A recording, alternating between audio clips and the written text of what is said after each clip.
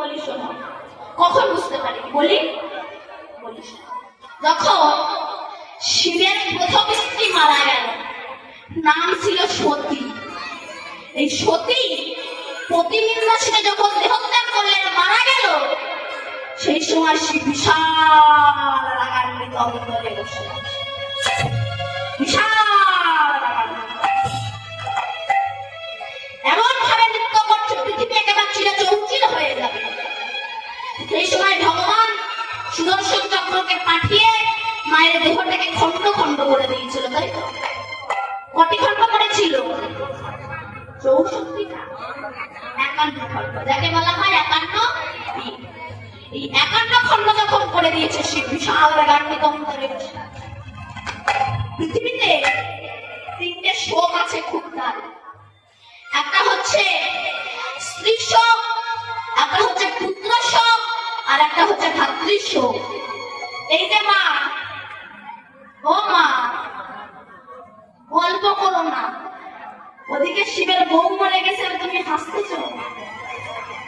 শিব বুঝতে পারছে আমার কি হয়েছে। শোনো, 3টে শোক খুব দারুণ। স্ত্রী শোক, স্ত্রীর মতো স্ত্রী যদি হয়, সে যদি পাশ থেকে চলে যায়, সে স্বামী বোঝে আমি কি হারালাম। আর পুত্রের মতো পুত্র যদি চলে যায়, সে পিতা বোঝে আমি কি হারালাম। আর ভাইয়ের মতো ভাই যদি চলে যায়, বিভীষণ চলে গিয়েছিল, রাবণ বুঝেছিল আমি কি হারালাম। 3টে শোক আছে খুব দারুণ। তাই বিশাল রাগান্বিত অন্তরে বসে আছে। এই শিবের দুজন ছেলে ছিল, নন্দী আর ভিরিঙ্গি। এই নন্দী আর ভিরিঙ্গি মনে মনে ভাবলো, বাবারে যদি শান্ত না করা যায়, তবে পৃথিবী রসাতলে চলে যাবে।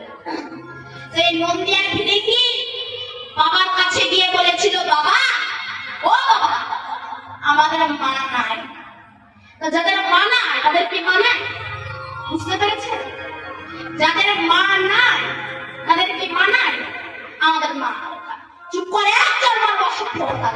কেন? প্রতিনিন্দা শুনে যে সতী দেহত্যাগ করে, অপর সতী মারা গেলে তারা পাশার বিয়ে করতে পারে। এমন সময় নারদ এসেছে। নারদ গিয়ে বলে, বাবা, ও বাবা, বল না বাবা গো। শিব বলছে, কি হয়েছে রে নারদ? নারদ বলছে, মামা ওরা যখন বলছে তুমি বিয়ে করো, না আমি করবো না। মামা সম্পূর্ণ না পারে, একটুখানি করো। বলে, বিয়ের আমার একটুখানি হয় কোথায়? তোরা যখন বলছিস বেশ সাজিয়ে দে, তা শিবকে সাজিয়ে দিচ্ছে। শ্মশানের ছাই ভস্য খানিতে গায়ে মেখে নিয়েছে, গলায় হাড়ের মালা ঢং ঢং করে বাজে, মাথায় সাপের মুকুট, হাতে গাজার কলকে, কানে ধুত্রর ফুল। তার শিব তো কিছু পড়ে না, দিগম্বর উলঙ্গ। তার শাশুড়ির সামনে একেবারে উলঙ্গ হয়ে যাবে। কিছু তো পড়ে না, একটা বাক্সার করে দিয়েছে। বাক্সার যাতে খুলে না যায়, একটা বেল্ট, মানে সাপ দিয়ে বেল্ট করে দিয়েছে, সাপ বেঁধে দিয়েছে, বাক্সার যাতে খুলে না যায়। ষাঁড়ের পিঠে উঠে এবার বর যাচ্ছে। কি উনি বর দেখায়। নারদ মনে মনে বলে, মামা তোমার ধামা আমি আসতে পারবো। কেন? আপনাদের আছে জানা, ঈশান মূলের শিকড়ের গন্ধ পেলে সে দেশে নাকি সাপ থাকে। নারদ মনে মনে বলে, মামা তোমার শাশুড়ি যখন বরণ করতে যাবে, শাশুড়ি বরণ করতে যাইতো, বরণ করতে যখন যাবে, ওই কুলোর ভিতরে কিছু ঈশান মূলের শিকড় নিয়ে যেতে। তাহলে ঈশান মূলের শিকড়ের গন্ধ সাপে পাবে, সাপ খুলে নেবে, চলে যাবে, বাক্সাল পড়ে যাবে, যাচ্ছে তাই ঘটনা ঘটে যাবে। নারদ তো কম না, ও গিয়েছে দুর্গার মায়ের কাছে। দিদা, ও দিদা। দুর্গার মা বলছে, কি হয়েছে রে নারদ? নারদ বলছে, শোনো দিদা, তোমাদের জামাইয়ের দেশের নিয়ম আছে, শাশুড়ি যখন জামাই বরণ করতে যাবে, কুলোয় করে কিছু ঈশান মূলের শিকড় নিয়ে যাবে। ঈশান মূলের শিকড় তো সাদা সিধে বুড়ি মানুষ, কিছু বোঝে না, বলেছে 4-5টা নিয়ে যেতে, গোটা 50টা নিয়ে নিয়েছে। ব্যাস নিয়ে ওই ঈশান মূলের শিকড় কুলোয় করে নিয়ে যাচ্ছে জামাই বরণ করবে বলে। শিবা দুর্গা দাঁড়িয়ে আছে, ওই বরণ করতে শিশু বলে, নারণ বরণ করতে আসছে। ঈশান মূলের শিকড়ের গন্ধ সাপের নাকে গিয়েছে, যত কাছে আসে মাথার সাপ ঘুর করে নেবে, ফুটফুট করে নেবে। আরো যত কাছে আসে গলার সাপ হরহর করে নেবে, ফাফা করে নেবে। আরো যত কাছে আসে যে বেড পাক খাচ্ছে, বেড পাক খাচ্ছে। দুর্গা মনে মনে ভাবলো, এত লোকের সামনে আমার স্বামীর যদি একটা ঘটনা ঘটে যায়, মান সম্মানের ব্যাপার না। তা মনে মনে ভাবছে, পুরুষ মানুষ হয়তো 60 বোঝে। আগেকার দিনে দেখবেন পেড়ে আঙুল ধরে বিয়ে হতো, তাই না? পেড়ে আঙুল ধরা থাকতো, একটা করে আঙুল টান দিয়ে বলো বসে পড়ে। কেন, যদি বসেও পড়ে বাচ্চা যদি খুলেও যায় অসুবিধা নাই, সম্পূর্ণ দেখা যাবে। দুর্গা একদম হাত ধরা ছিল, একটা আঙুল টান দিয়েছে, বসে পড়ে। শিবকে একে হট সেন্টিমেন্টাল, মনে মনে ভাবে একটা মেয়ে আমার টান দেয় কেন। দুর্গা তো এক টান দিয়েছিল, শিবকে টান দিয়ে একবার উঠে খাওয়া হয়ে গেল। যে উঠে খাড়া হয়ে দাঁড়িয়েছে আর নারদ বলে এটা ছুঁয়ে দেয়, যে ছুঁয়ে দিয়েছে সাপ খুলে নেমে চলে গেছে, বাচ্চালে পড়ে গেছে, একটা ঘটনা ঢুকে গেছে। শিবের মতো মানুষ তিনি সাপ বুঝতে পারি না, আমি আপনার দূরের কথা, তাই রবীন্দ্র সাপ করছে। ও ছিল পরশী বচনের ছলে, নিগ্র পরশী বচনের ছলে, সংকেত করাল কাছে, সংকেত করাল কাছে। ও ছিল পরশী বচনের ছলে, ছিল পরশী বচনের ছলে, সংকেত করাল কাছে, আমার সংকেত করাল কাছে। এবার সংকেত করে কি করলে? বধূ চালায় শিশু বনলয়ে, বধূ চালায় শিশু বনলয়ে, বধূ চালায় শিশু বনলয়ে, বধূ চালায় শিশু বনলয়ে, বাবা কইল ব্রজে, বধূ চালায় শিশু বনলয়ে, বাবা কইল ব্রজে। নীলা ভরি কুম্ভে সখী গান সঙ্গে, নীলা ভরি কুম্ভে সখী গান সঙ্গে, নীলা ভরি কুম্ভে সখী গান সঙ্গে, নীলা ভরি কুম্ভে সখী গান সঙ্গে, আসিল গৃহের কাছে, আসিল গৃহের কাছে। নীলা ভরি কুম্ভে সখী গান সঙ্গে, নীলা ভরি কুম্ভে সখী গান সঙ্গে, আসিল গৃহের কাছে, আবার আসিল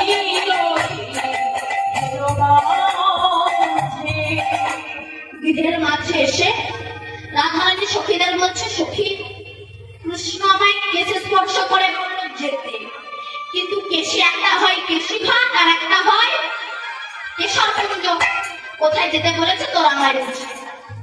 এমন সময় বাসুলিয়া দেশে কহে চণ্ডীদাসে, বাসুলিয়া দেশে কহে চণ্ডীদাস, বাসুলিয়া দেশে কহে চণ্ডীদাস, বাসুলিয়া দেশে কহে চণ্ডীদাস, শুনো রাজার ঝিয়ে, বাসুলিয়া দেশে কহে চণ্ডীদাস, শুনো রাজার ঝিয়ে। আমায় অনুগত বধূর সংকেত, আমায় অনুগত বধূর সংকেত, আমায় অনুগত বধূর সংকেত, আমায় অনুগত বধূর সংকেত, না ছাড়িয়া কোনো দিয়ে, না ছাড়িয়া কোনো দিয়ে। আমি তোমায় অনুগত বধূর সংকেত, আমায় অনুগত বধূর সংকেত, না ছাড়িয়া কোনো দিয়ে, আর না ছাড়িয়া কোনো দিয়ে।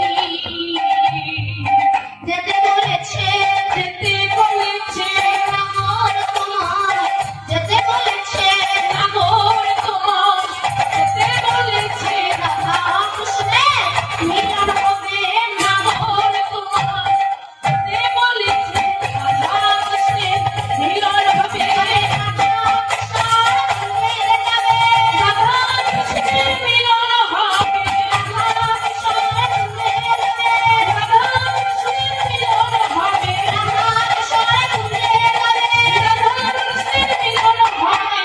হরি হরি হরি বলে রাধা কৃষ্ণের মিলন হবে, হরি হরি হরি বলে ওই নাগর তোমার যেতে বলেছে, যেতে বলেছে। তো রাধারানী বলছে, সখী আমার তো বাদিনীর ঘর, আমি যাবো কি করে? দেখুন, সংসারের মধ্যে থেকেও কিন্তু গোবিন্দকে ভজনা করা যায়, তাই না? আমরা অনেক সময় বলি সংসারের চাপে ভগবানের ভজন করতে পারি না। ভুল। ঢেকি চেনো মা? ঢেকি, ঢেকি চেনো? কি করে তাতে? ধান ভেঙে কিংবা চাল কোটে বা চিড়ে কোটে। দেখবেন একজনা ওই ঢেকির পেছনে লাঠি মারে আর একটা ঘরের ভিতরে হাত দিয়ে ঘুরে দেয় না? এমন তো দেখবেন ওই ঘরের ভিতরে হাত দিয়ে ঘুরিয়ে দেয়, বলে বাচ্চা দুধ খায়, সব কিন্তু রান্না করে। রান্নাঘরে দরজাটা লাগিয়ে দিয়ে কি করবে?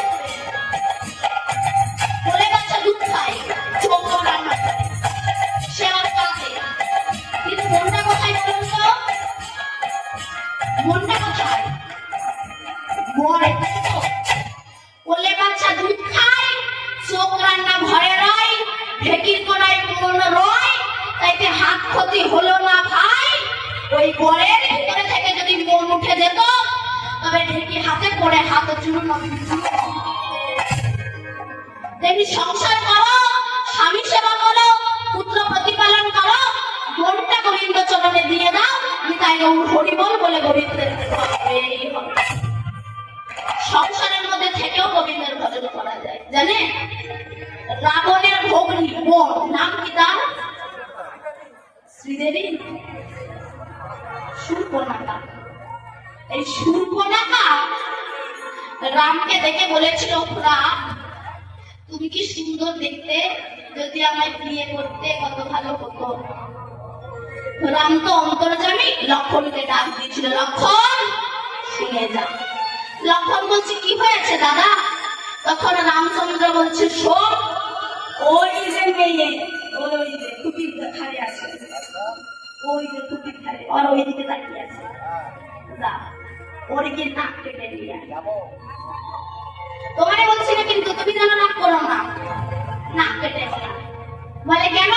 আমার বিয়ে করতে চাই। বিয়ে করবে তো নাক কাটবে কেন? রামচন্দ্র বলছেন, নাক কেটে অ্যাডভান্স বুক করে রাখছি, মানে রোমাল দিয়ে বাসে সিট ধরে রাখছি, ওই সিটে আর কেউ বসতে পারবে না। তাই যে নাক কেটে ছেড়ে দিলাম, ওই অবস্থায় লঙ্কায় ফিরে যাবে, ফিরে গিয়ে অন্য কোনো পুরুষের গলায় মালা দিতে পারবে না, আমার অপেক্ষায় থাকবে। ওই শূর্পণখা আগত দ্বাপর যুগে কৃষ্ণ অবতারে মথুরায় পূজা হয়ে জন্মাবে, ওর গলায় মালা দিয়ে তাই হরিবল বলে ওর মনোভাব সোনাম পূর্ণ করে। তাই রাধারানী বলছে, সখী আমার তো বাগিনীর ঘর, একটু রাত হোক। যেই না একটু রাত হয়েছে, রাধারানী এবার সখীদেরকে সঙ্গে করে নিয়ে কৃষ্ণ দর্শনে চলেছে, মনে আনন্দ করছে। যাচ্ছে, ভাবটা কেমন? যাচ্ছেন তো সখীদেরকে সঙ্গে করে নিয়ে।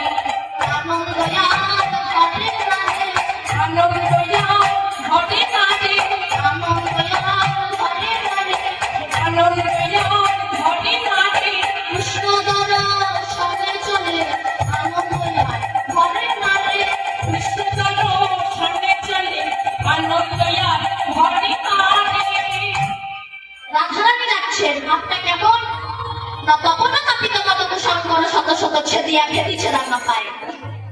কুশঙ্কুর, কুশঙ্কুর মানে কি বলুন তো মা? আজকে কথা নয়, কুশঙ্কর মানে কুশ ঘাস, চেনেন? কুশ ঘাস যখন বালির ওপর দিয়ে ফোটে বেল কাটার মতো শক্ত হয় না, তাই রাধারানীর পায়ে সখীরা বলছে, রাধে তোর পায়ে কাঁটা ফুটেছে, তোর কষ্ট হচ্ছে না? দাঁড়া, কাঁটাটাকে একটু বাঁ করে দি। রাধারানী বলছে, সখী কাঁটা বাঁ করতে গেলে তো অনেক দেরি হয়ে যাবে, ওইটুকু যদি রাস্তায় না করে যদি ওইটুকু আগে আমার গোবিন্দের কাছে পৌঁছানো যায়, এ দেহ জান আমি তার কাছে ফেলে দেবো, তার দেহের কাঁটা সে পার করুক না হয় নাই বা করুক, ব্যথা লাগলে তার লাগবে, আমার কিছুই হবে না। কৃষ্ণ প্রেম কাকে বলে দেখেছে?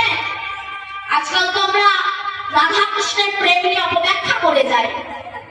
রাধারানী কতটা ভালোবাসতেন জানেন আমার গোবিন্দকে? শোনো, কেমন ভালোবাসতেন গোবিন্দকে সেটাই বলছি, শোনো। যখন আমার গোবিন্দ প্রতিদিন দ্বারকায় দন্তমার্জন করে বসতেন, আর প্রতিদিন রুক্মিণী এক গ্লাস করে গরম দুধ আমার গোবিন্দকে দিতেন। তা আজ দুধটা একটু বেশি গরম হয়ে গিয়েছে, এটা রুক্মিণী ভালোভাবে জানতো না। আর ভগবান ভক্তের দেওয়া বস্তু তো কখনো চেক করে খায় না, লবণ হলো কি হলো না, ঝাল হলো কি হলো না, তেল হলো কি হলো না, অত চেক করে খায় না। ভক্ত দিয়েছে, ভগবান খায়। যেমন সনাতন গোস্বামী পান শাক রান্না করে দিয়েছে, তার লবণ দেয়। ভগবান মদন গোপাল হচ্ছে, সনাতন শাক রান্না করলি ভালো, একটু লবণ দিলি না? সনাতন বলছে, দেখো আমি গরিব মানুষ, আমার লবণ কেনার পয়সা নাই, যদি লবণ খেতে ইচ্ছা করো তবে বড় লোকের বাড়িতে বললে না, বাবা তুই যা দিবি আমি তাই খাবো। পরের দিন কি হয়েছিল? বিশাল লবণে জাহাজ আটকে গিয়েছিল। ভগবান ভক্তের দেওয়া বস্তু চেক করে খায় না, ভক্ত দিচ্ছে ভগবান খাবে। যেই খেয়েছে সঙ্গে সঙ্গে গোবিন্দের গাল ফুটে গিয়েছে। যেই গাল ফুটে গিয়েছে অগ্নি কৃষ্ণ হা রাধে হা রাধে হা রাধে বলে উঠেছে। যেই হা রাধে বলে উঠেছে সেই সময় রুক্মিণী গোবিন্দকে প্রশ্ন করছে, আচ্ছা কৃষ্ণ, আমরা তো তোমার এতজন মহিষী আছি, তা আমাদের কি তোমার পছন্দ হয় না? তুমি সর্বক্ষণ রাধা রাধা রাধা রাধা রাধা রাধা করো। এই রাধাটা কে? কোন নায়িকা, কোন স্ত্রী তার স্বামীকে জিজ্ঞাসা করে, আমার মধ্যে কি নাই যে ওর মধ্যে আছে যে তুমি ওকে এত ভালোবাসো? তো রাধারানী রুক্মিণী বলছে, আমাদের মধ্যে কি নাই যা রাধার মধ্যে আছে যে তুমি রাধাকে এত ভালোবাসো? গোবিন্দ বলছে, রুক্মিণী তুমি কি কোনোদিনও রাধাকে দেখেছো? বলে না তো। বলে আগে যাও, গিয়ে দেখো, তারপরে বলবে। রুক্মিণী তখন বৃন্দাবনের পথে চলেছে, মনে মনে ভাবছি গাল পুড়ে গিয়েছে, তবু কৃষ্ণ রাধে রাধে বলছে, না জানি রাধাটা কি, আমাকে দেখতেই হবে। এই বলে চলেছে, হে বিশ্বভানু রাজনন্দিনী রাধারানী, হে কৃষ্ণ সুখ প্রদায়িনী রাধারানী, হে কৃষ্ণ বৃক্ষ বিলাসিনী রাধারানী, দেখা দাও বলে বৃন্দাবনের পথে চলেছে। যেতে যেতে দেখছে একজন অপূর্ব সুন্দরী নারী দাঁড়িয়ে আছে। যেই না রুক্মিণী তাকে নিয়ে প্রণাম করতে যাবে, সেই অপূর্ব সুন্দরী নারী বলছে, হা প্রণাম করো না, তুমি যাকে প্রণাম করছো ভাবছো আমি সে নই, আমি সেই শ্রীমতী রাধা শ্রীচরণের দাসী ললিতা সখী। তখন রুক্মিণী বলছে, যার রাধা যার সখী এত সুন্দর দেখতে, না জানি সে কত সুন্দর দেখতে হবে। তো রুক্মিণী ললিতাকে বলছে, বলতে পারো ললিতা সখী, কোথায় গেলে একটু রাধা রানীর দেখা পাবো? ললিতা বললেন, এই পথ ধরে চলে যাও, এই পথ ধরে গেলে তোমাকে 7টা দ্বার ভেদ করতে হবে, আর প্রতিটা দ্বারে আমার মধ্যে একটা করে সখী দাঁড়িয়ে আছে। তাহলে রাধা কি অত সস্তা বস্তু? তাহলে তো রাধা দেশে হয়ে যেতে পারতো না। রাধা কাকে বলবে? রাধা যিনি আরাধনা করেন তিনি হচ্ছেন রাধা। আরাধনা